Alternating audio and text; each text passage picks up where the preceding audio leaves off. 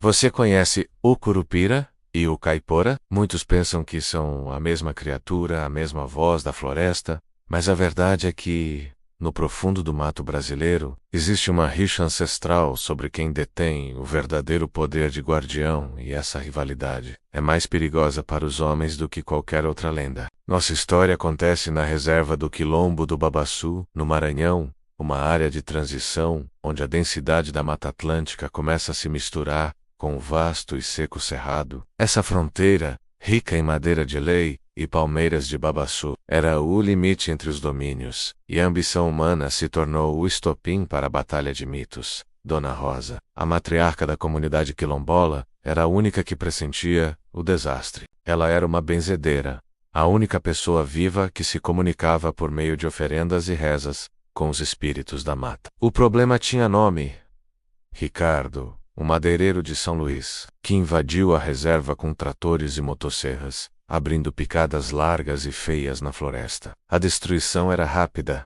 e o cheiro de diesel e serragem contaminava o ar puro. Dona Rosa sabia que a afronta não era apenas contra a comunidade, mas contra os donos da terra. Naquela semana, os sinais da discórdia entre os guardiões ficaram evidentes. O Curupira, o moleque de cabelos de fogo e pés virados, defendia a floresta profunda. Seu método era a ilusão. Ele se dedicava a punir os madeireiros individualmente. Ele confundia suas trilhas fazendo-os caminhar em círculos por dias até morrerem de sede. Transformava o caminho de volta na estrada de ida e fazia com que os sons da motosserra voltassem para o próprio madeireiro, enlouquecendo-o lentamente. Um tratorista foi encontrado a quilômetros de distância, desorientado, alegando que o sol havia nascido no oeste e que as árvores lhe sussurravam nomes de parentes mortos. Era o Curupira, agindo pela astúcia. O Caipora, no entanto, era a força bruta, o defensor dos animais e da periferia do mato. Ele é o pequeno cepeludo, muitas vezes montado em um porco do mato gigante. O Caipora, mais irascível e direto, queria a destruição imediata da maquinaria e a expulsão violenta de todos. Ele atacava em bando usando os animais. Ele azucrinava o gado dos acampamentos, provocava debandadas de porcos selvagens, que destruíam os acampamentos, e, principalmente, emitiam um assobio agudo e ensurdecedor, que estourava os tímpanos dos peões de Ricardo, fazendo-os fugir em terror absoluto. Onde o Curupira usava a mente, o Caipora usava o ruído e a força. O conflito de métodos criou uma linha tênue de rivalidade. Certa noite, Nonato, o neto de Dona Rosa, um garoto curioso, viu a briga de longe. Ele estava na borda da mata, perto do córrego onde pegava água. Ele ouviu o som de uma discussão que parecia o rosnado de um jaguar misturado ao vento. O Curupira, com seus cabelos em brasa, estava irritado. Você é barulhento e imprudente, Caipora. A ilusão destrói a alma do homem. A força destrói a mata. Ele gritava, sua voz distorcida pelo eco. O Caipora, montado em seu porco do mato, rebateu com fúria. Sua confusão é lenta, Curupira. Eles cortaram 10 hectares enquanto você brincava de esconde, esconde. Só o medo visível para esta gentalha.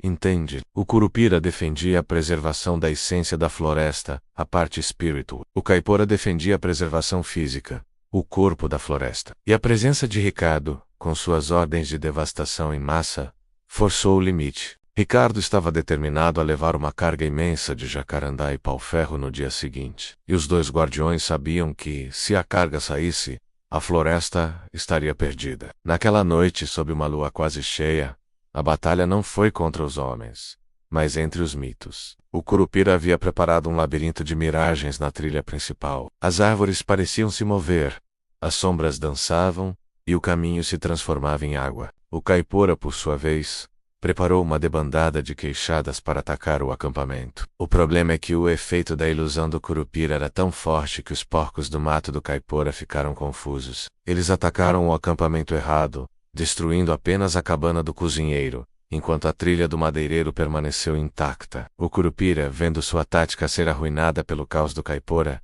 resolveu punir o rival. Ele usou a ilusão. O Caipora, que estava assobiando instruções para os animais, de repente ouviu o assobio vir de todos os lados ao mesmo tempo. Ele se perdeu no próprio som. O porco do mato do Caipora, desorientado pelo feitiço do Curupira, começou a correr descontroladamente para longe da área de corte, deixando o caminho livre. Foi nesse momento de desordem mútua que Ricardo, o madeireiro, fez sua jogada. Ele era um homem pragmático. Vendo que os animais estavam agindo estranhamente, ele ordenou que seus homens entrassem com a máquina de corte. As motosserras ligaram, e o som metálico cortou a noite zambando dos mitos. O Curupira e o Caipora viram a tragédia.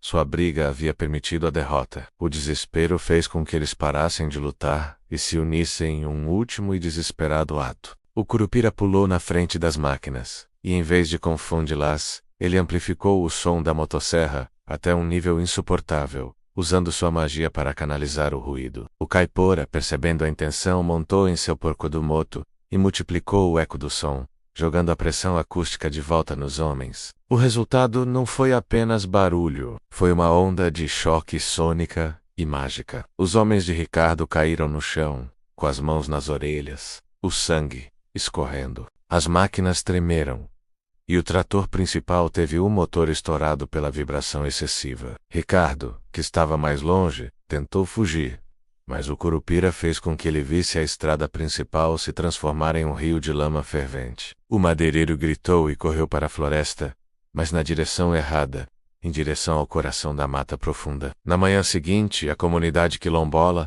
encontrou o acampamento destruído e as máquinas quebradas. O motor principal estava carbonizado por dentro. Os homens de Ricardo haviam fugido. Ricardo nunca mais foi visto. Mas a vitória veio com um alto preço. A área de corte estava marcada não apenas pela motosserra, mas por um rastro de pegadas de pés virados e pegadas de porco do mato, que se misturavam em um padrão caótico. Nonato e Dona Rosa souberam que os dois guardiões haviam forçado uma trégua temporária para salvar a floresta.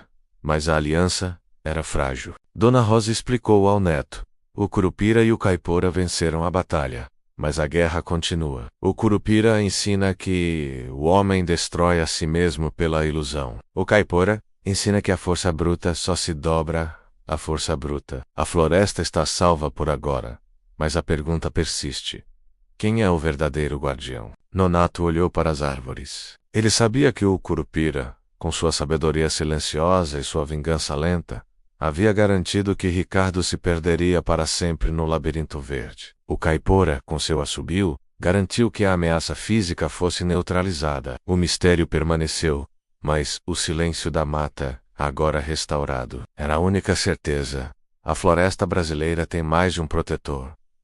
E os dois são igualmente temíveis.